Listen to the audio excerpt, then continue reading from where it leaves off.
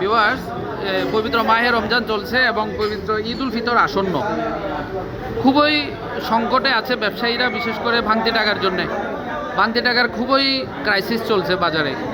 এই বিষয়টা সংশ্লিষ্ট মহল দেখলে এবং বিষয়টি নিয়ে ভাবলে ভালো হয়। এ বিষয়ে হাটহাজারী বাস স্ট্যান্ড অনস্থ ঐতিহ্যবাহী লোকমানিয়া হোটেল দেখতে পাচ্ছেন। এই যে লোকমানিয়া হোটেলের রেস্টুরেন্টের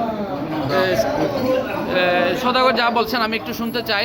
আজকে আপনি নাকি ভাঙতি টাকার জন্য একটা অভিযোগও বলতেছেন যে খুব বেশি ক্রাইসিসও করেছেন এবং খুব সমস্যা আছেন, তাও ছিঁড়া ফাটা টাকা। কি বিষয়টা একটু বলেন। ভাঙতি টাকার জন্য খুব অভাবে আছি, কিন্তু টাকা পাইতেছি না। টাকা এগুলা কোথায় যাইতেছে জানি না। পুরন টাকা, সিরা টাকা এগুলা সিরা টাকা এগুলা কিনে আনতেছি 1030 টাকা করি। পুরন টাকা, সিরা টাকা, এখানে অনেক টাকা মানে সিরা পড়তেছে। এগুলা সব সিরা টাকা মানে কাস্টমারকে দিতেছে, খালি বদলাইতেছে।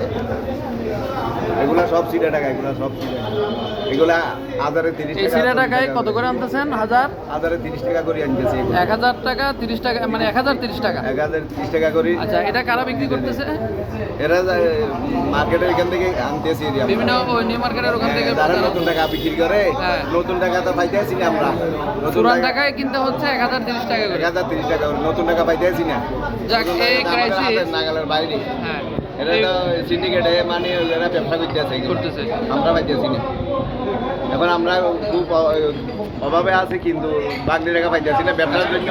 কাস্টমারকে কাস্টমার দিকে মানে কাস্টমার টাকা সিটে টাকা ওরা নিতেছে না, আমরা দিতে পারতেছি না। এখন খুব অভাবে আছে। এখন ভিউয়ার্স, এই বিষয়ে নতুন নির্বাচিত সরকার এবং নবগঠিত সরকার, এই সবগুলো আসলে প্রতি বছরের সমস্যাগুলো হয়। নবগঠিত সরকার বিষয়টি নিয়ে সংশ্লিষ্ট মহল গভীরভাবে দেখবেন। হাটহাজারী বাজার তথা লোকমানিয়া হোটেল এবং রেস্টুরেন্ট থেকে আপনাদেরকে যুক্ত করেছি। এই যে দেখতে পাচ্ছেন, খুবই ক্রাইসিসে ব্যবসায়ীরা। প্রত্যেকটা ব্যবসায়ী, আমরা প্রায় আজকে 10 জন ব্যবসায়ীর সাথে আমরা বিভিন্নভাবে কথা বলেছি। তাদের প্রায় সকলেরই একই তাদের বক্তব্য যে ভাঙতি টাকার জন্য আমরা ব্যবসা করতে পারতেছি না।